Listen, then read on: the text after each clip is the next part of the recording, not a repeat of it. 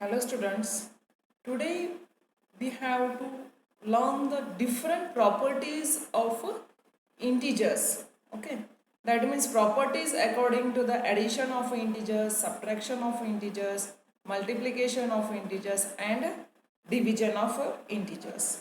So all of our properties are related to the operations of integers. Then that means how to add the integers or how to subtract the integers, how to multiply the integers and how to divide the integers.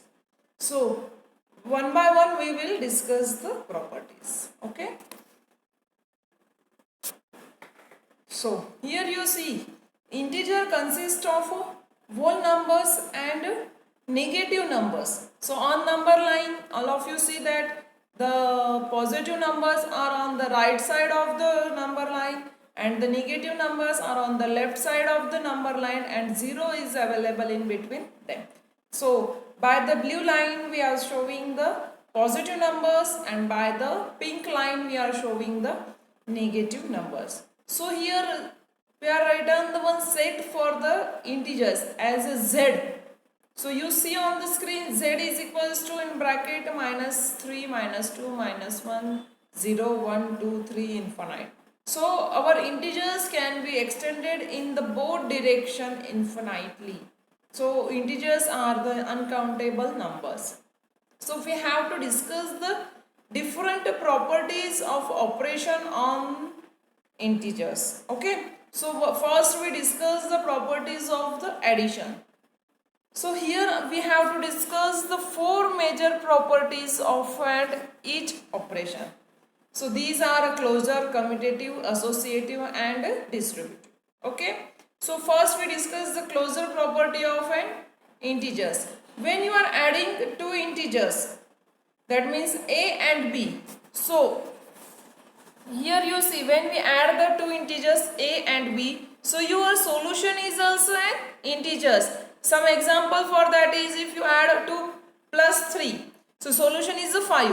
So 5 is also an integers. That means when you add any two integers, your solution is also an integer. Okay. So this is our closure property of an integer. Then commutative property of an integer. That means when you add a plus b is equals to b plus a. I am giving you one example. When you add 2 plus 3, it is 5. And I am telling you add 3 plus 2, it is also 5. That means the order is not fixed for the addition of integers. So this is the commutative property of an addition of an integer. Then distributive, it is also very easy. Distributive property is a into b plus c. That means a into b plus a into c. One example is that if you add the 2 and 3, it is 5. And then I am telling you multiply it by 3. So 5 3s are 15. Okay.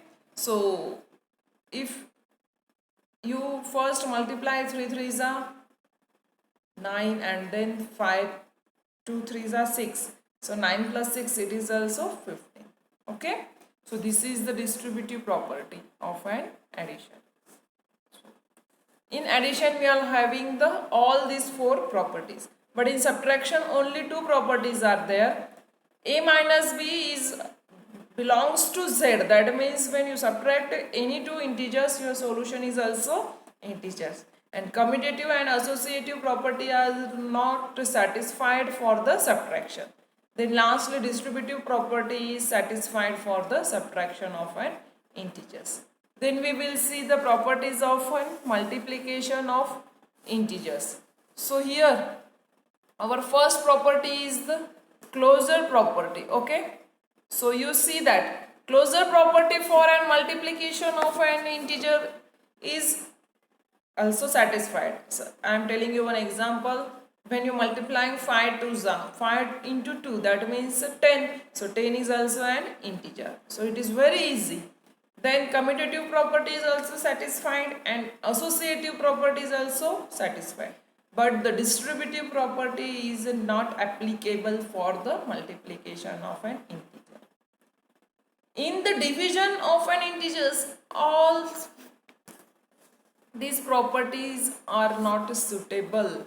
First three are not equal and fourth one is not applicable. Okay, so all of you understand this property, then you make the table for that. Thank you.